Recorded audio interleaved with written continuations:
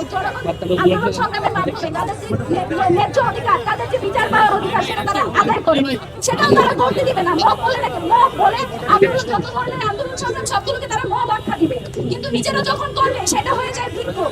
এই যে শব্দের ফ্রেমিং গুলো করে তারা মানুষের যে ন্যায্য অধিকার, মানুষের যে বিচার পাওয়ার অধিকার, সেটাকে যদি তারা প্রতিহত করছে, তাদেরকে বলতে চাই, আপনারা বিগত কয়েকদিন আরো একটা জিনিস দেখতে পেয়েছেন, যত ছোটখাটো ঘটনা সবকিছুর মধ্যে বিচার পাওয়ার জন্য, যে কোনো সমস্যার সমাধানের জন্য প্রধানমন্ত্রী হস্তক্ষেপের দরকার করে।